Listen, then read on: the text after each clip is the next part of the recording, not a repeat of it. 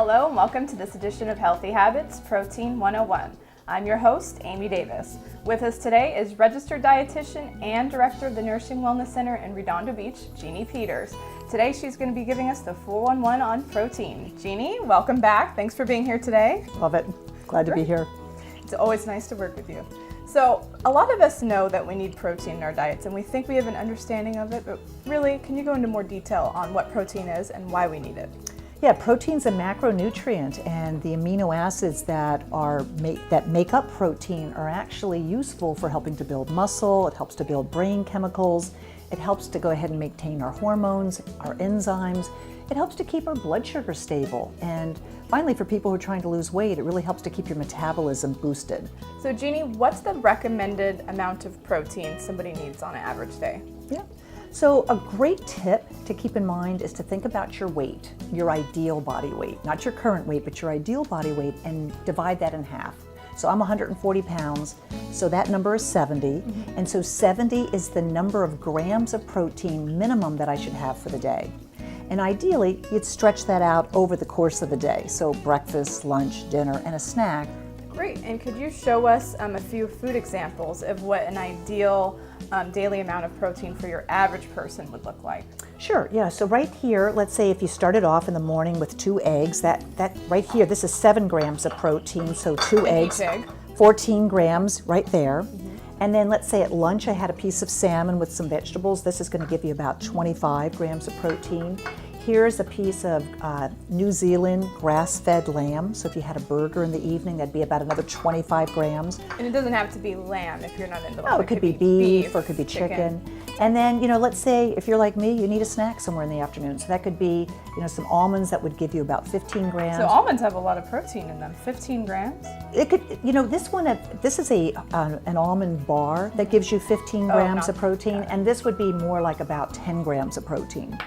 And then there's other items that we can go into. All right, well, what about for vegetarians? And is it more challenging for vegetarians to get adequate amounts of protein in their diet daily? Absolutely not. No, vegetarians can do that. I mean, I know the assumption is that it's more difficult, but again, if you're choosing wisely, so a couple of things to keep in mind I think are great. I mean, if a vegetarian is actually taking some dairy products, cottage cheese is amazing, and we all know that Greek yogurt, the distinction is that, you can get as much as a third of your protein needs in the day just from 1 cup of yogurt. So how much protein would 20 grams in this. That's a lot. And then, things like sprinkling hemp seeds. So let's say you make some oatmeal in the morning, which isn't really very high in protein, but if you put like even 2 tablespoons of hemp seeds sprinkled on that, that's going to give you another 8 grams of protein, so help to really boost that. I know some vegetarians that will actually add a little bit of cottage cheese into their oatmeal. Using garbanzo beans on your salad. Lentils, we should know about lentils because lentils are great. I mean, a lot of people don't realize that lentils are so quick to cook. You can buy them in a way that cooks in maybe 15-20 minutes, and you can get 14 grams of protein just with like a quarter of a cup. And they're really good in salads and in soups too. Absolutely. So you can buy them already pre-made at Trader Joe's, where you could just get them so that you can just sprinkle them on a salad. They're already That's cooked. a great way. Yeah. And then another one that I like to use is tempeh. Tempeh or tofu. So tempeh is organic. This is actually soybeans that have been inoculated with probiotics. Okay. So it's a fermented food.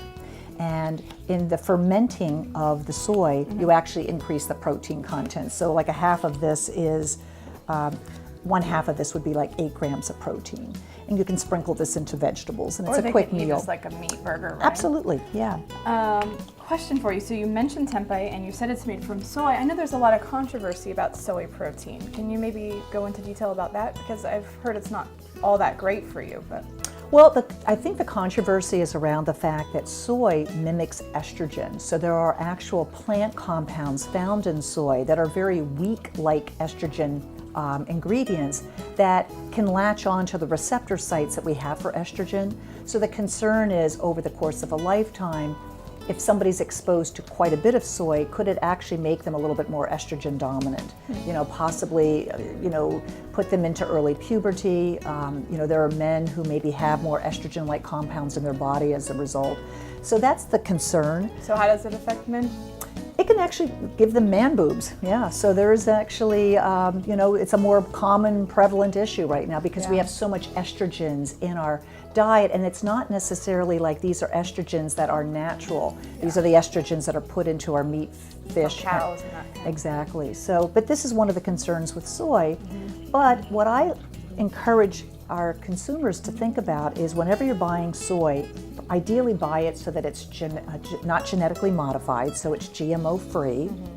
And that's partly because 97% of all the soy that's being grown is actually grown, unorganically. Wow. So there's more pesticides, there's just more issues.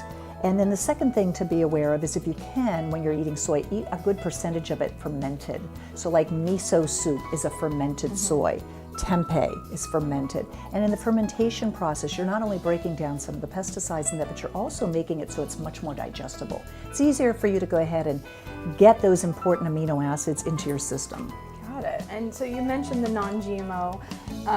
Is it really important when looking for protein to know where the source is, where it's coming from? So the non-GMO, the organic. Absolutely. Does that make a difference? I think it really does make a difference. And we're very unique here in California because we're one of the few states in the nation that actually put standards for things like grass-fed or pasture-raised or free-range.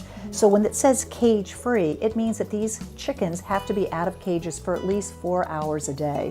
When it says non-GMO, there's a standard for that. So not being fed hormones and that sort of thing. And even like grass-fed means that those animals are actually spending a good part of their life eating grass, not just grains, exclusively to help fatten them up.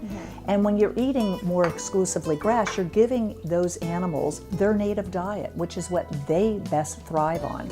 So there's more fatty acids, such as omega-3 fatty acids, that help to support our health and well-being. So it does make a difference, Amy. So it's a healthier product. Absolutely, yes. Great, Jeannie. I think this information is going to be very helpful for our viewers and myself included. And I just want to thank you for being here with us today. You always give us such great information. Thanks for having me, Amy.